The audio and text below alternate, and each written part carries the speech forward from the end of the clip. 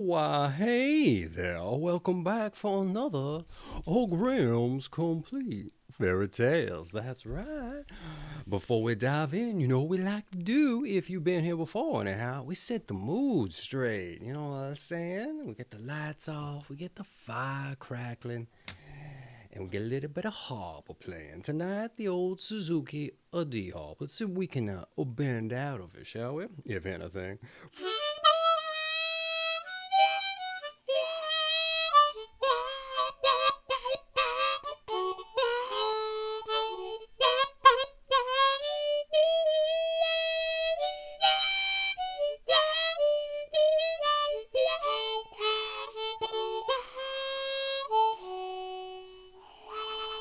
All right, a nice little one. That wasn't too half bad.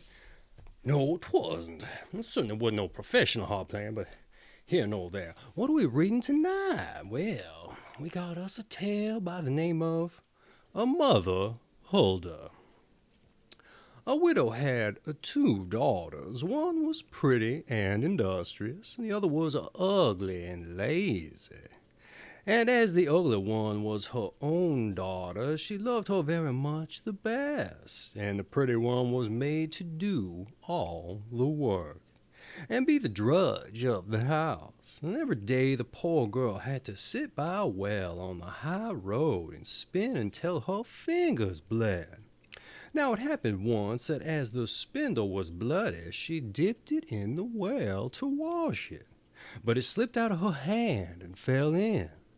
Then she began to cry and ran to her stepmother and told her of her misfortune. And her stepmother scolded her without mercy and said in her rage, "As you have let the spindle fall in, you must go and fetch it out again."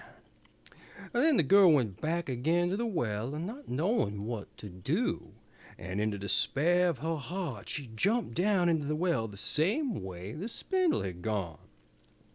After that she knew nothing, and when she came to herself she was in a beautiful meadow, and the sun was shining on the flowers that grew round her. And she walked on through the meadow till she came to a baker's oven that was full of bread, and the bread called out to her, "Oh, take me out, take me out. I shall burn, I'm baked enough already." Then she drew near, and with the baker's peel she took out all the loaves, one after the other, and she went further on till she came to a tree weighed down with apples, and it called out to her, "Oh, shake me, we apples are all of us ripe." Then she shook the tree until the apples fell like rain, and she shook until there were no more to fall. And when she had gathered them together in a heap, she went on farther. At last she came to a little house, and an old woman was a peeping about to run away, but the old woman called her back. Oh, I think I missed something. At last she came to a little house, and an old woman was peeping out of it, but she had such great teeth that the girl was terrified and about to run away. Only the old woman called back to her, "What are you afraid of, my dear child? Come and live with me, and if you do the housework well and orderly, things shall go well with you. You must take great pains to make my bed well, and shake it up thoroughly so that the feathers fly about, and then in the world it snows, for I am Mother Hulda." As the old woman spoke so kindly, the girl took courage, consented, and went to her work. She did everything to the old woman's satisfaction, and shook the bed with such a will that the feathers flew about like snowflakes. And so she led a good life, had never a cross word, but boiled and roast meat every day. When she had lived a long time with Mother Hulda, she began to feel sad, not knowing herself what ailed her. At last she began to think she must be homesick, and although she was 1,000 times better off than at home where she was, yet she had a great longing to go home. At last she said to her mistress, "I am homesick, and although I am very well off here, I cannot stay any longer. I must go back to my own home." Mother Hulda answered, "It pleases me well that you should wish to go home, and as you have served me faithfully, I will undertake to send you there." She took her by the hand and led her to a large door standing open, and as she was passing through it, there fell upon her a heavy shower of gold, and the gold hung all about her, so that she was covered with it. "All of this is yours, because you have been so industrious," said Mother Hulda, and besides that, she returned to her spindle, the very same that she had dropped in the well. And then the door was shut again, and the girl found herself back again in the world, not far from her mother's house. And as she passed through the yard, the cock stood on top of the well and cried, "Cock-a-doodle-doo! Our golden girl has come home too." And then we got a little footnote here that says, "In Hesse, when it snows, they still say, 'Mother Hulda is making her bed.'" Anyway, let's get back on with the story now, shall we? Then she went into her mother, and as she had returned, covered her with gold. She was well received. So the girl related all her history and what had happened to her. And when the mother heard how she had came to have such great riches, she began to wish that her ugly and idle daughter might have the same good fortune.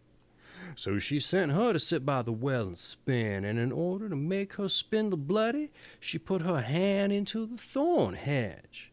Then she threw the spindle into the well, and jumped in herself. She found herself, like her sister, in a beautiful meadow, and followed the same path, and when she came to the baker's oven, the bread cried out, "Oh, take me out, or I shall burn. I am quite done already." But the lazy bones answered, "I have no desire to black my hands," and went farther. And so she came to the apple tree, who called out, "Oh, shake me, we apples are all of us ripe." But she answered, "That's all very fine. Suppose one of you should fall on my head," and went on farther. When she came to the Mother Hulda's house, she did not feel afraid, as she knew beforehand of her great teeth, and entered into her service at once. The first day she put her hand well to work, and was industrious, and did everything Mother Hulda bade her, because of the gold she expected. But the second day she began to be idle, and on the third day still more so that she would not get up in the morning. Neither did she make Mother Hulda's bed as it ought to have been made, and did not shake it for the feathers to fly about. So that Mother Hulda soon grew tired of her, and gave her warning, at which the lazy thing was well pleased, and thought now the shower of gold was coming. So Mother Hulda led her to that door, and as she stood in the doorway, instead of a shower of gold, a great kettle full of pitch was emptied on her. "That is the reward for your service," said Mother Hulda, and shut the door. So the lazy girl came home all covered in pitch, and the cock on the top of the well, seeing her, cried, "Cock-a-doodle-doo! Our dirty girl has come home too." And the pitch remained sticking to her fast, and never, as long as she lived, could it not be got off.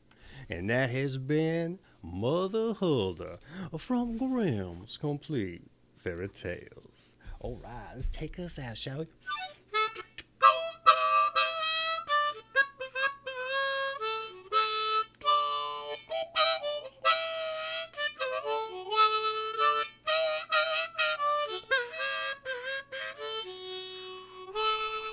Alright, hey, I got an affiliate link for your Grimm's Complete Fairy Tales down in the description. If you want your own copy and want to support the channel, just give that a click and get you your own stuff and do your shopping, whatever you like to do, and I greatly appreciate it. Other than that, I hope you enjoyed yourself. Kind of a short one, but hey, we got us some long ones ahead, so stop on back by, you hear? So, kiss it to your missus, a tip of the hat to your old cat, and I hope to see you again. You understand? You hear? You better. I hope you do. All right. Have a good night there.